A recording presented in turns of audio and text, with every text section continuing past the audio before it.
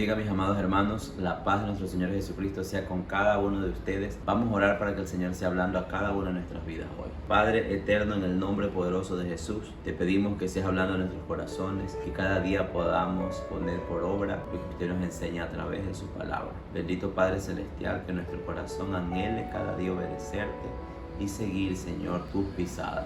En el nombre poderoso de Jesús.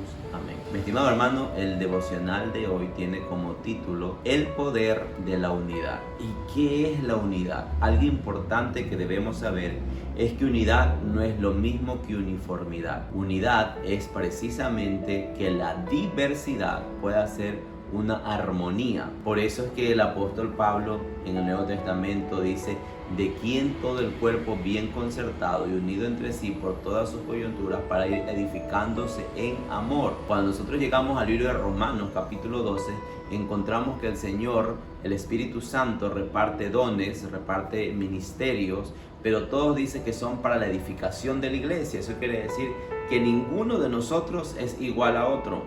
Dios es tan creativo que a cada uno de nosotros nos hizo diferentes, pero lo que Él desea es que seamos uno.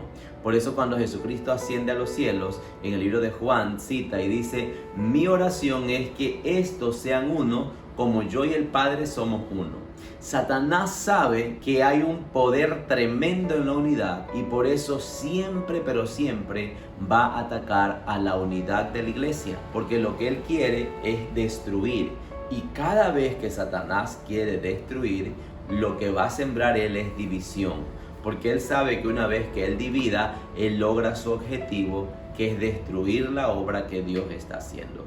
Pero usted y yo no somos de los que le damos ese lugar al enemigo, sino que somos de los que identificamos lo que el enemigo quiere hacer, nos paramos firmes en la brecha, porque la Biblia dice que el reino de los cielos sufre violencia y solo los valientes lo arrebatan. ¿Cuál es esa violencia? No es la violencia de que el hermano no me saludó, no es la violencia de que pasó esto acá y yo me resentí porque aquí no me tomaron en cuenta como yo pensaba. No se habla de esa violencia. La violencia de que habla el ataque constante que el reino de las tinieblas tiene contra los hijos de Dios.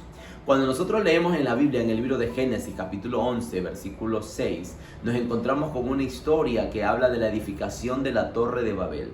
Pero el mismo Dios Todopoderoso le dice a Jesucristo y al Espíritu Santo, porque allí habla Elohim, y dice: descendamos, porque hay una situación. Estos hombres se han puesto de acuerdo. Estos hombres hablan un mismo lenguaje y nada les hará desistir de lo que se han propuesto. Es que la unidad es tan poderosa que cuando un pueblo de Dios habla un mismo lenguaje, tiene un mismo sentir, tiene una misma visión, es imposible que el reino de las tinieblas le pueda hacer frente. Es por eso, mi amado hermano, que usted y yo tenemos en el nombre poderoso de Jesucristo que soportar las cargas de los unos y de los otros, soportar las debilidades y en el nombre de Jesús pararnos firme, comportarnos varonilmente para que en medio de esa diversidad y de esa diferencia podamos tener esa unidad que el Señor Jesucristo quiere. A través de la Biblia nosotros encontramos que siempre para que haya unidad, primero tiene que haber separación. Dios tiene que separar lo que no está bien para de allí poder formar lo que Él quiere unir. Y dice la palabra del Señor que lo que Dios unió, el hombre no lo puede separar. Pero hay un gran problema y es que nosotros muchas veces nos empeñamos por unir lo que Dios no unió y por separar lo que Dios unió. Y si usted se da cuenta, aún en el llamado, Dios escogía quién debía ir con quién. Eso significa que yo no debo de buenas a primeras porque me emocioné, decir voy a hacer esto con esta persona, lo otro. No, yo debo esperar la guía. Y resulta que yo encuentro que el Dios dice: sepárenme a Pablo y a Bernabé para que me sirvan. Dios unió a Pablo y a Bernabé. Resulta que cuando yo encuentro la palabra, yo veo que el Señor Jesucristo siempre, mientras estuvo acá en la tierra, estaba velando porque sus discípulos aprendan a vivir en unidad. Resulta que yo encuentro también en la palabra de Dios que hubo un rey llamado Acab que se unió a una mujer llamada Jezabel. Dios no unió eso, pero Él unió. Él quiso Acab quiso unirse a esa mujer y el resultado fue nefasto. En estos días el Señor va a tener que separar para poder unir. Porque cuando yo leo la palabra en el libro de Génesis, dice que Él tuvo que separar la luz de las tinieblas. Eso me indica a mí que hay cosas que Él tiene que comenzar a remover, que Él tiene que comenzar a separar para que se pueda dar la perfecta unidad. No la uniformidad, sino la unidad. Esa unidad que busca a Jesucristo, esa unidad que es poderosa, esa unidad a la que el reino de las tinieblas no puede enfrentar. Es por eso que a Satanás le da tanto miedo que en una iglesia se tenga un mismo sentir, que en una iglesia se hable un mismo lenguaje. Por eso es que cuando Dios desciende ahí en Génesis capítulo 11, dice confundamos. Tenemos que confundir, hay que cambiar ese lenguaje, no pueden hablar un mismo lenguaje. Entonces cuando usted se da cuenta, mi amado hermano, que dejó de hablar el lenguaje que habla el de este sector, el que habla de acá, usted tiene que darse cuenta que ya está en peligro, porque automáticamente el enemigo ha comenzado a sembrar una semilla de división. ¿Para qué?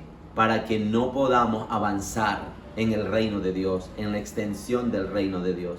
Pero qué hermoso cuando usted y yo, a pesar de las diferencias, a pesar de que de pronto lo que la otra persona hizo no me agrada, tengo un corazón dispuesto a perdonar. Jesucristo, el Hijo de Dios, estaba siendo crucificado y dice: Padre, perdónalos porque no saben lo que hacen. Él no estaba juzgando, Él estaba perdonando. Es tan triste que muchas veces terminamos juzgando lo que nosotros mismos estamos haciendo. Es que no se da cuenta que cada vez que usted habla de quien habla de usted, usted está haciendo lo mismo. Porque si alguien habló mal de mí y yo me pongo a hablar mal de él, estoy haciendo exactamente lo mismo. Mientras que la palabra del Señor me dice a mí: vence con el bien el mal. Yo no puedo vencer el mal con el mal. Nosotros encontramos en el Nuevo Testamento, en el libro de Lucas, en el libro de Mateo, que dice: una casa dividida no puede prevalecer. Es que no puede estar dividida una casa para que la casa funcione, para que la casa avance. Todos tienen que estar en un mismo sentir. Entonces, mi amado hermano, usted quiere hacer en Dios proezas, usted quiere ver la mano de Dios cumplida en su familia, en su matrimonio, hable un mismo lenguaje con su esposa. Usted quiere ver fluir el poder sobrenatural de Dios en la congregación donde está, póngase de acuerdo con todos sus hermanos y hable un mismo lenguaje. Y usted va a ver cómo el poder de Dios fluye. Y por más que el reino de las tinieblas quiera oponerse y se levante como corriente impetuosa, Jehová levantará bandera de victoria a nuestro favor. Porque hay algo que el enemigo no puede hacerle frente, y es a un pueblo que está unido. Y como él ve que el pueblo se une, él comienza a sembrar división. Pero cuando tú sientas que la división está siendo sembrada, tú en el nombre de Jesús le vas a decir: te vas fuera. ¿Cómo siembra división el enemigo? Por medio de los celos, por medio de la envidia, por medio de la competencia, por medio del egoísmo.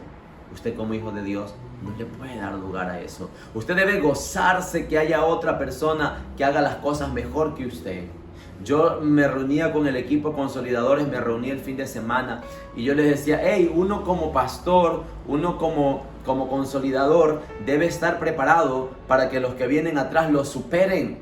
Y eso, lejos de darme celos, lejos de traerme preocupación, eso debe a mí llenarme de gozo, de saber que el que viene detrás de mí puede hacer las cosas mayores. Miren que Juan el Bautista dice: hey, el que viene detrás de mí, yo no soy digno ni siquiera de amarrar su calzado. Sin embargo, cuando usted lee la palabra, dice que no hubo profeta como Juan el Bautista. En la palabra del Señor nos dice que nosotros nos consideremos como menores a los demás.